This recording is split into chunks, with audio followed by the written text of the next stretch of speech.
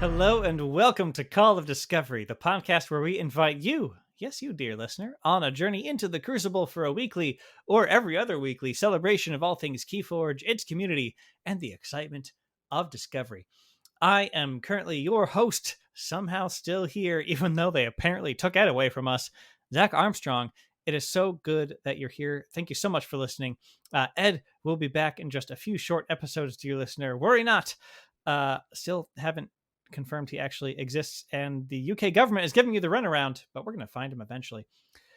We have back with us today Mortivas, who, after we had him on last week to talk about the Keyforge Adventure Rise of the Key Reagan, we're bringing him back, as we do with all our guests, to talk about a deck that is unique, special, interesting to him, something that just he loves to talk about, or he had a great experience with. And so he has brought a deck today, and we're going to dive into it, what it's like, what it does, and any and all of his stories about it. How are you doing today, Mortivus? I'm doing great. Thank you for having me back. I was relieved to discover that you wish to have me back for the second episode, Oh, despite the incoherent ramblings in episode number one. But yeah, it yeah. is good to be here, and boy, do I love to talk about this deck. So I'm so excited, and You I finally have an excuse for someone to listen to me to talk about this deck. So I'm so excited. you warned me when I said, "Hey, Mortivus, what deck would you like to bring?" You warned me. You're like, "I talk about this deck so much. Is that okay?" And I'm like, "That's actually the entire point. That's the entire point." So without further ado, what deck have you brought, and why do you like it so much? Well, I have brought firstly my absolute favorite deck of all Mm, decks. I like many decks. I love many decks, but yeah. there are none quite like air quotes Rumble on air quote Salim Quarry Composer. That is Rumble Mm, Salim Quarry Composer. This is a mass mutation deck, and it is the perfect example. I mean, there's so many great examples of this, but this is a perfect example of why you have to play your decks, really? because this deck, well, I mean, maybe as you look at it, might look like kind of cool for some different stuff. I think I opened this deck and just did not understand. I did not understand it.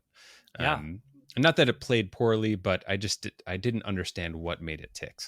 And I probably have maybe 60 or 70 games, which compared to many others is not a lot, but for me, for me, is quite a number of games with a single deck, and I am still learning new stuff about this, and thusly, it is the perfect deck for me. Has so much to teach, and so many absolutely wonky things about it, and I am a Keyforge player that enjoys the wonkiness, and this deck definitely does it for me. That's great. I'm imagining from this name, Rumble Salim Quarry Composer. I have, long story short, there was a job I had. I'm in marketing, but long story short, I ended up around quarries quite a bit, and then did a race in and around a quarry. So I've been in quarries, and now I'm imagining this composer perhaps conducting one of their original works in the bottom of a rock quarry. Hmm. This Salim, who may also be called Rumble from time to time. So that's Well, I quite mean, you get quite a an lot of evocative rumble. name. You get a lot of rumble in a quarry. You know, maybe part of the composition that Salim has includes the rocks in the quarry. So Yeah, yeah, I like that. So I'm seeing here logos, shadows, and untamed mass mutation, like you said. Plenty of enhancements coming in here. I think a total of 10, which is fun. There's 6 damage enhancements from Splinter, which is pretty fun. But have where have kind of these enhancements ended up in interesting ways? Are there any enhancements on these cards that are particularly fun or effective the way they've ended up on cards? sure, sure. Well, we can start with the damage enhancements. I won't necessarily list everything off because there are Yeah. quite a few of them, but the damage enhancements are quite nice because this deck in Logos boasts double QMX. And the nice thing with the damage is they are split a little bit across each of the houses. Logos actually has Mm. the most damage enhancements. Shadows only has one on the shoulder id. And then we have the actual the double pop Song of the Wild damage enhancements with two damage enhancements, and those are really great just for being able to recycle the QMEX Yeah. and put those in the archives. So really, really one of the, I mean, it's part of what makes this deck kind of uh, tick is the ability to play these QMEX and also to kill them with damage enhancements and put them back into the archives for future use. We have two draw icons care of the infomorph in Logos, and one of the draw icons is on a library card, which is Hmm.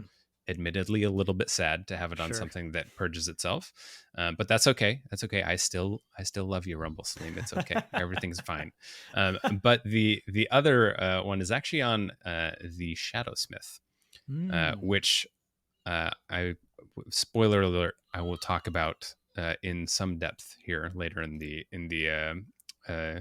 conversation, because that one actually can be very, very important. And Yeah. then lastly, I would just have a couple Amber Pips. So I guess I did end up going through them all. Lost in the Woods, and I think it's Odd Cloud. No, not Odd Cloud. I'm sorry. Lost in the Woods and Nexus have the Amber enhancements. Sure. So yeah, it's kind of no capture enhancements, but the enhancements it has for the most part are effective, and provide some amount of value. Yeah. Again, maybe with the The exception of the library card. Sure. And that, like you were talking about with the Q mix and then the 6 damage enhancements across the cards being such synergy, is just one of my favorite things about Keyforge, is that you can discover that synergy in a deck. And there's some other decks will perhaps recycle their Q mix, but they'll still be completely different than Yeah, Rumble Salim. yeah, So and the nice thing with that splinter, as you mentioned, is uh, it's it's nice that it has the single splinter as opposed to the equivalent double mutant cut purse, oh, right. which would Yep. get you the same number of enhanced damage pips. Right. So it's kind of handy that it just has the one sort of vanilla enhancing creature. Um, Mhm. and yeah, I mean, Splinter's a cool card. Yeah, I Cool I card. like Splinter. I think it's worth the slot for the 6 damage across, because Mhm, there's just so mhm. many targets. There's so many targets that you want to hit with 1 or 2 damage, and those damage pips will often get you there. And the Mhm. other advantage is that in Open Archon, you're looking at somebody's list, you know what's enhanced, but if you're trying to play around their damage from hand, you don't actually know where the damage is. Yeah, If you're trying to exactly. play around that with a Restoring Guntus, or doing some sort of play with a Dusk Witch. So Mhm, mhm. now the Shadowsmith here, that's the 3 power creature, mutant thief, and shadows, and it says each mutant creature gains elusive. And I see you've got 8 other mutants in here. So why is the Shadowsmith just giving that elusive to mutants so critical? Well, so it's actually interesting. The the elusive is sort of a, well, it's beneficial. It's got some key creatures. We have the Cephaloist and Fandangle, being two notable mutants that are Hmm. handy to be able to protect, Yeah. and actually Pismire as well. So we kind of have like the trifecta of untamed, of Mm. mutated creatures, if you will. So it's nice for protecting those, but aside from that, it's really the placement of the draw Oh, pip, the drop it. which is Oh, okay. actually so to be honest, it could have been on Huh. any creature in the Shadow Suite, Yeah. but it happened to be on Shadowsmith, which is fine. So there are definitely some situations where protecting the mutants, trying to protect the Pismire, is going to be very beneficial. But in this case, the draw icon is relevant because, if you will allow me to start my tirade, I'm just kidding. So the logos in this deck is kind of uniquely positioned to work itself towards a large library card turn. So I Mm. mentioned before, we have a library card. This deck also has an auto encoder, which, sorry, Splinter. Usually Splinter gets auto encoded, but so there's like a fair amount of chaff that can get auto encoded, which is actually a way I like an auto encoder deck. Um, like I feel a little bit sad when I pull an autoencoder deck or have an autoencoder deck and it just has a bunch of really good cards. I'm like, oh well, I guess I'm not going to discard much. This deck definitely has some Right. cards that are situational or don't work well all the time. Um, but the real kind of trick, and we will eventually just hold with me, dear listener.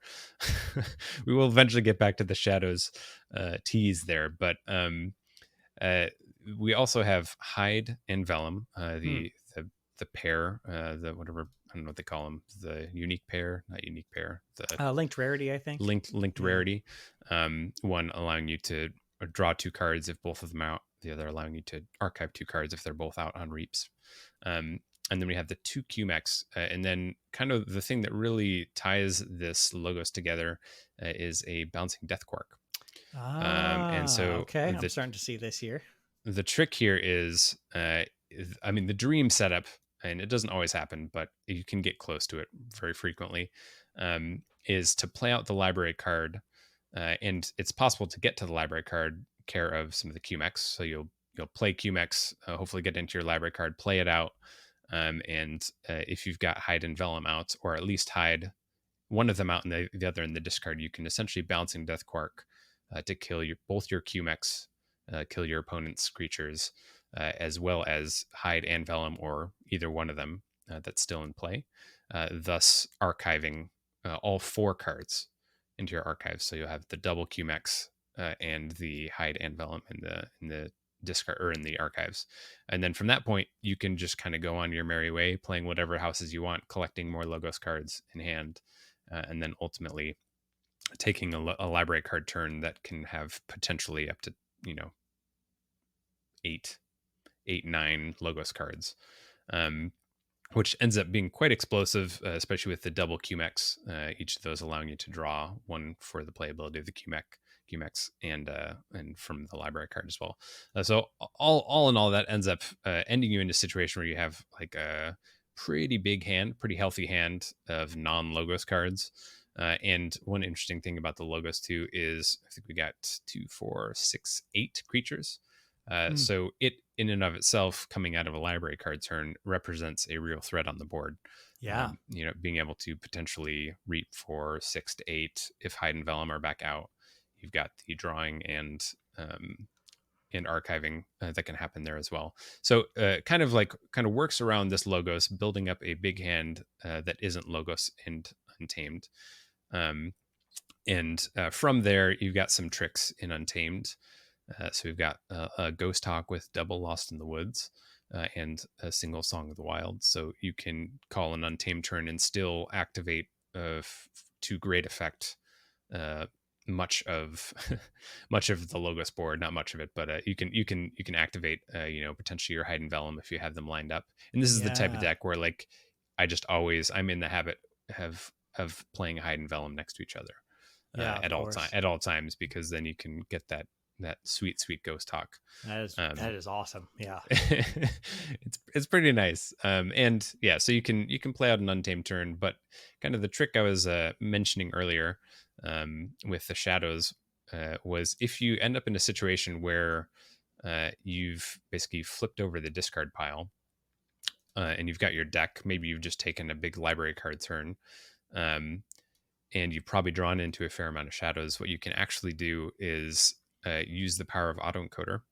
So this again would be coming off maybe a big library card logos turn. You call shadows, and you essentially discard shadows all the way down. So there'd be nothing in your discard pile. You discard all the way down. So you you archive all of your what's left of your draw pile Yeah. into your archives care of the autoencoder, and then bring in the Shadowsmith. So once you've completely drawn you've archived all of your deck. You then play the Shadowsmith out, which flips your deck, draws one of the 8 Shadows cards that you Oh, played, and then you right. follow that with the little hidden secret, the Ransack, which can Oh potentially allow my you to gosh. ransack for a What? predictable amount. Oh my gosh. I feel like 200 IQ gets us halfway to that play. My goodness. So that is listener, if you weren't quite following with the rules there, um You only flip your discard pile over and shuffle it to turn it into your deck when you go to draw a card, but your deck is empty. Other effects like archive the top card of your deck or that sort of thing, like autoencoder has, would not flip it. So a draw pip being on the Shadowsmith is what will actually let you turn that discard pile back into a deck to basically activate a superpowered ransack. That's awesome. Yeah, and That's awesome. it's not something that I've managed to pull off in a real game. The I will say the more realistic version of this Sure. is actually Care of Untamed. So Okay. I've got the double Lost in the Woods. So what often will happen is all Lost in the Woods Shadows creatures. There's kind of two options I can go about it. Either Lost in the Woods.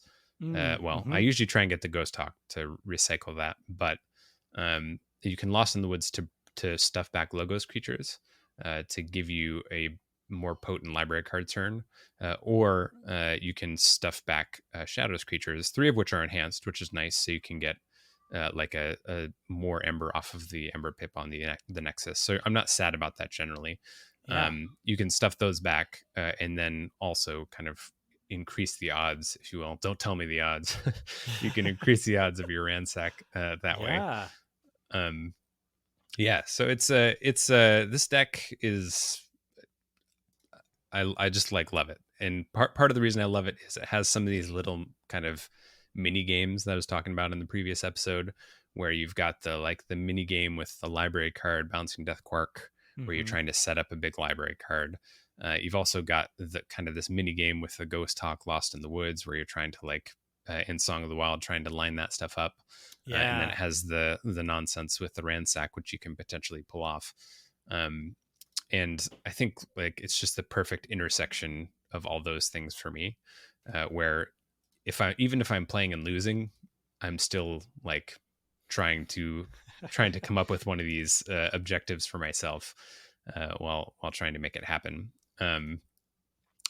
And so I guess we didn't mention the fact that the deck also does have triple vandalize Yeah. in Shadows, which is a surprisingly effective way to kind of disassemble opponents in opponent's deck. It, the deck kind of does um, a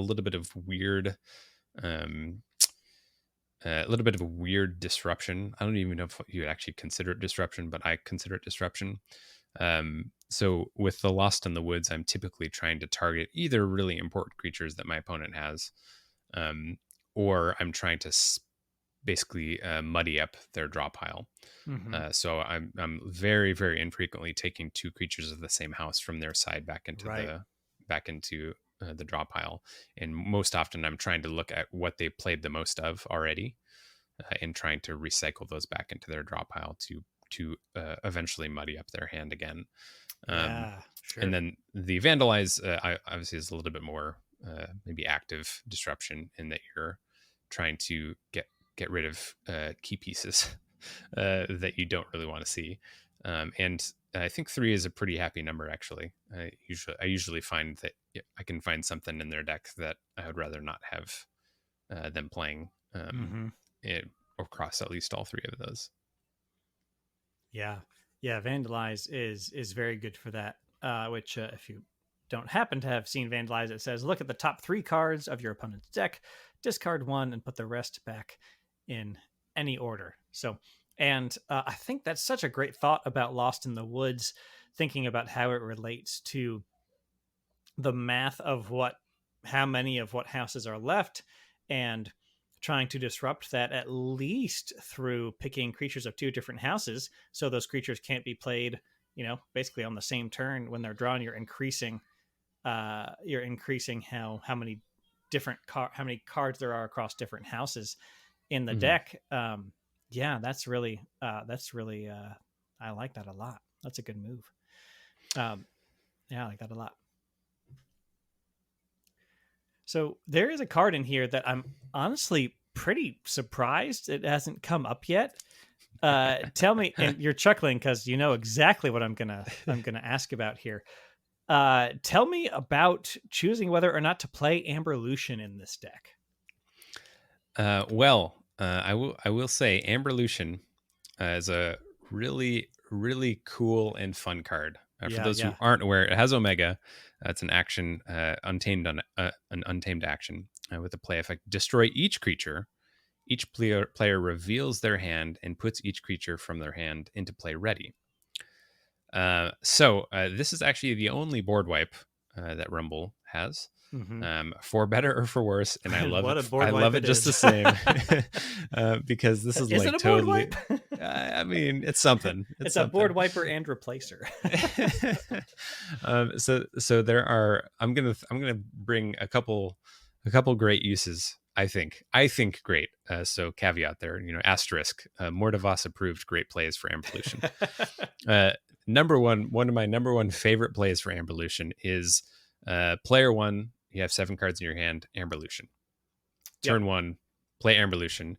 You empty your hand. This deck has 21 creatures, so it's pretty often that it's going to have a hand with at least a couple creatures. There's two benefits here. First of all, you empty a boatload of cards out of your hand onto Yeah. the board, some of which may be threats that your opponent needs to deal with on their turn. Obviously, they're getting the same deal. You get a little bit of knowledge. I mean, they can see your hand, you can see their hand, so you can see what else is coming. Obviously, their creatures come into play ready, so a little bit of a threat there, or a little bit of risk there. But I don't find that it's typically a situation where. I mean, it certainly happens where you have a hand. Your opponent has a hand where they have 2 creatures and 2 actions of the same house or something like that. In which Hmm. case, it kind of hurts. You might have 4 ember that you give them or something, but they may also have to spend some resources trying to deal with the fact that you just spewed 4 creatures on the board. Yeah. Um, Yeah. the other kind of surprise benefit, and I should say that this works particularly nicely if you're the first player with 7 cards in hand, and your opponent has just mulliganed, so they only have 5 cards. So that's Mm. another kind of key thing that you're like, okay, all right, well, Yeah. that's nice. Um, the other benefit as the person playing it is you get to draw back up to your hand size. So you empty as many cards out as you can as the first turn player across multiple houses, potentially with the creatures, and then you draw back up to your hand limit of 6. Whereas your opponent sure has the ability to activate their creatures, but they aren't going to be playing any more creatures from hand or developing their board any further. Right. Um, Right. so that's kind of number one wonky strat from Mortivas on the Amberlution play. I primarily use it as a sort of oh shoot, I really need a board wipe right now Right. option, but it does often get fed to the autoencoder gods. Sure. But I will say one other thing that I've theorized with Rumble, and I should probably clarify. I don't really think about many of my decks much, but I just like this one so much, and it has so much to offer that I actually have spent a fair amount of time just thinking about some of the different card interactions. Right. And so one of the things I like to think about is like, what would I do? Because Rumble has, aside from the Nexus, no artifact control whatsoever. So Yeah. no hard R, cannot deal with any of the big name artifacts, and mostly it relies on vandalizing them away if it can. If it Right. can sort that. How Um, thematic you rely on vandalizing the artifacts so that they never get used. That's I mean, amazing. it's nice. It's a comfort knowing that there's at least a potential that I could play a game against a deck like a Heart of the Forest and Right. like have Right. sort of an out. And just yep, Um, yep. Yeah. but the other one that I often think about is Quixelstone, of course, being the Starlance artifact that Mm. says you can't play creatures if you have more creatures than your opponent. And so my solution, not that I played against a Quixelstone deck that has been effective, is to simply auto encode as much of my deck as I can, Right. because I won't be able to play creatures. Again, it has 21 creatures. You just auto encode the entire deck as much as you can, and then when the time is right, you play Amberlution. And for those who aren't aware, there's a very, very important distinction on Amberlution, because Amberlution says each player reveals their hand and puts each creature from their hand into play. The distinction being Oh. they do not play the creatures, they put them into play which will step around the Quixel Stone. Wow. So then what you'll end up then what you'll end up with is a very one-sided board, which will likely involve something like 15, 20 creatures versus an opponent who just played all their creatures and out of their hand. And yeah, that's I haven't done it, but that's another potential use for the Amberlution, at least in this particular deck. Amazing. Amazing. I love that remote possibility of the right matchup, and then Quixel goes down, and then you just Amberlution literally everything because you archived it. I also have a love for Amberlution. I was playing in an online league and borrowed a deck for. I was playing a format of 25 or more creatures, and I borrowed a deck from a teammate, electronically, Hmm. and it had Amberlution with 25 creatures, and it was an awesome deck. So awesome, I actually bought the deck off of the person, and they shipped it to me. And I have to say that it really feels good to Amberlution when you have like over 20 creatures like in your deck, and you're more likely to have a hand where you go, this is a pretty good Amberlution hand. It would be tough for my opponent to like do better than this. And so many kind of hot decks have like really good play effects, and you get to skip those, and if it matters, determine what order those creatures are in the battle line. Mm-hmm. My Amberlution deck also has Grimlocus Ducks, which has Taunt and then Play Exalt this creature twice.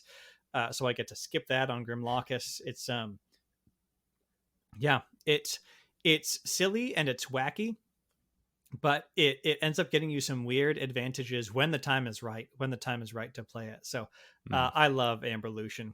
Maybe not a top tier card always, or in a deck with smaller creature size. However, I think it totally has moments where it shines and will make your opponent scratch their head. Yeah, I think it is a card that really does require a lot of restraint, though.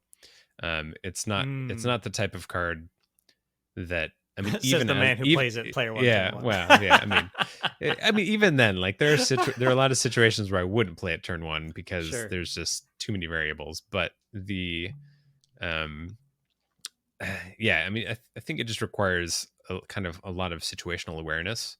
And I say this particularly as a more vanilla board wipe in a more board wipe situation, because often what's going to happen is you're going to have an opponent that's playing out of one or two houses out of hand, continuing to develop their board, and that basically means that they're going to have a single house left in hand.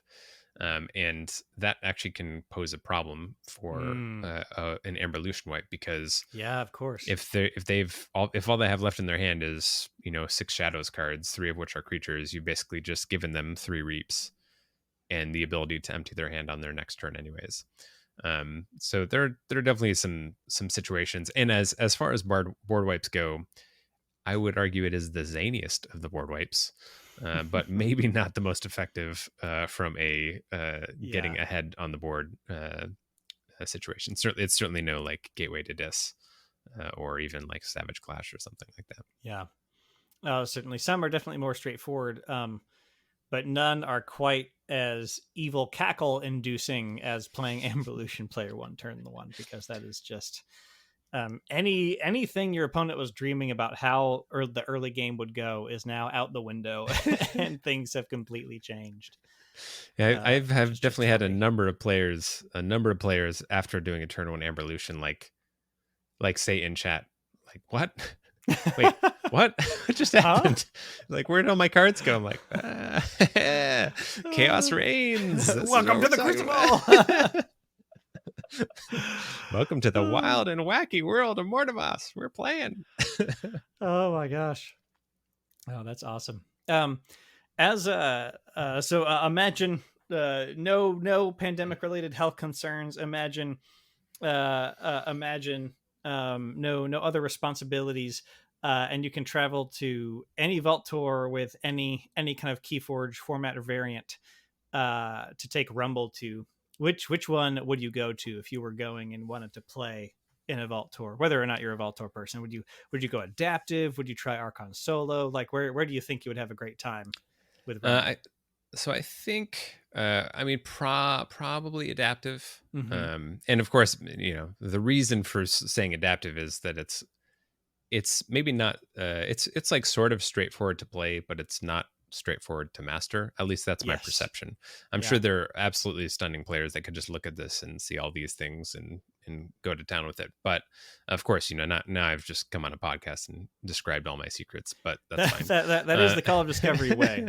That is the Call of Discovery yeah. way. So I think probably adaptive would be the best bet with it. Um, like this deck does quite well, I would say, in Archon as well. At least for me, it's well. Although it does well, although it's hard for me to say because I just have fun playing it. So Right. even if I lose, I'm like, well, I still had fun, so it's You're fine. like, wait, my win rate's what? Yeah, I think it sort of has some surprises. It struggles with, there are definitely some things it struggles with.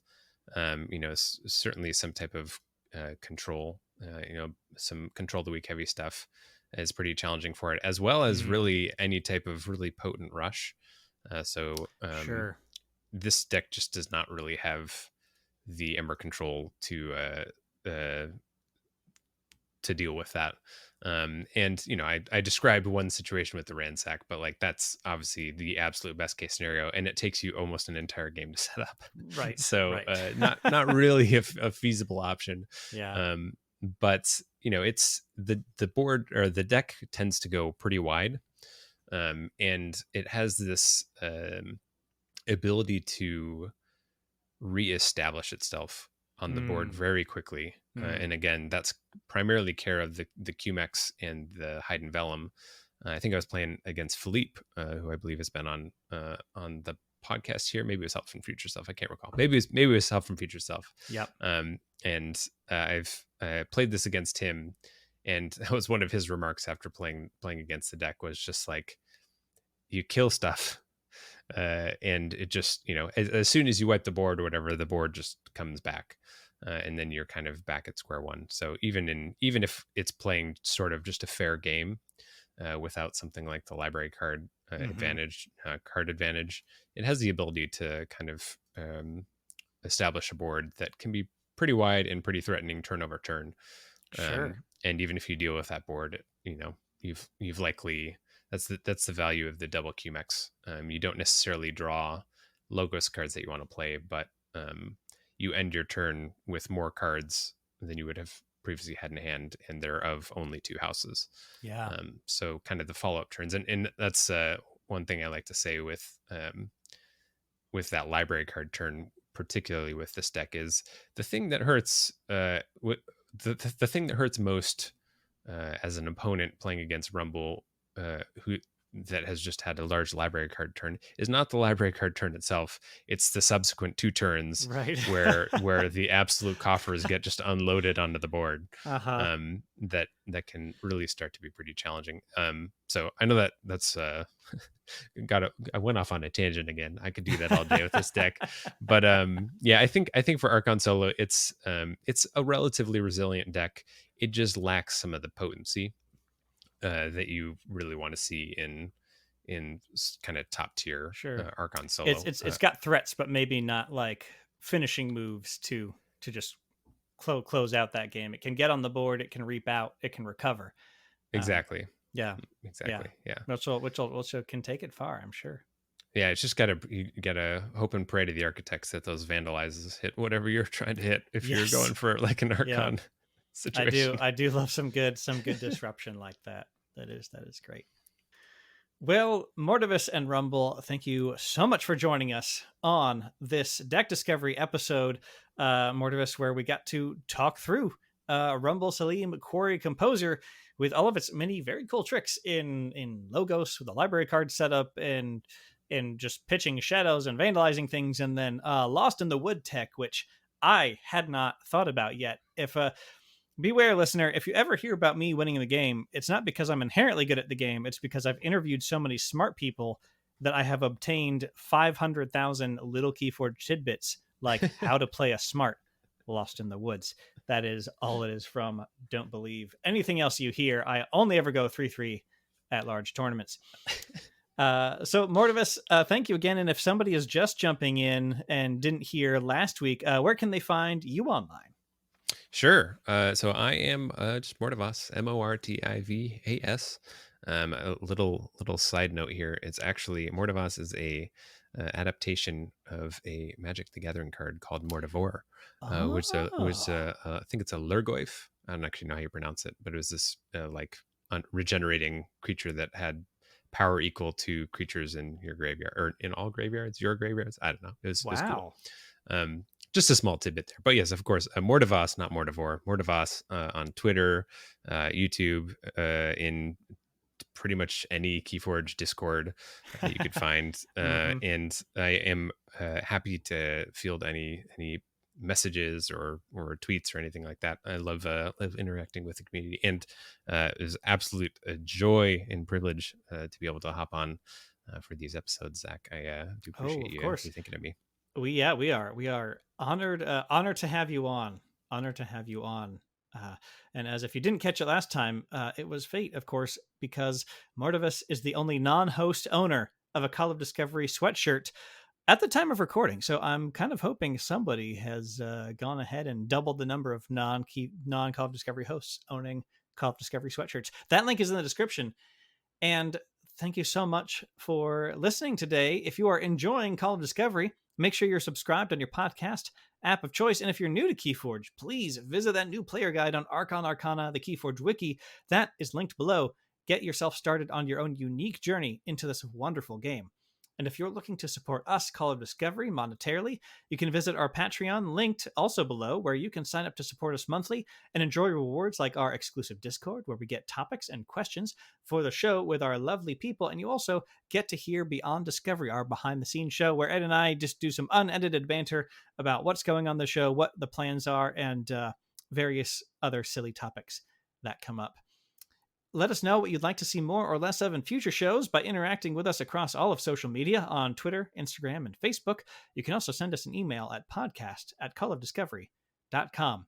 But more importantly, if you think a friend would enjoy this podcast, please help them to discover it. Have you answered the call of discovery?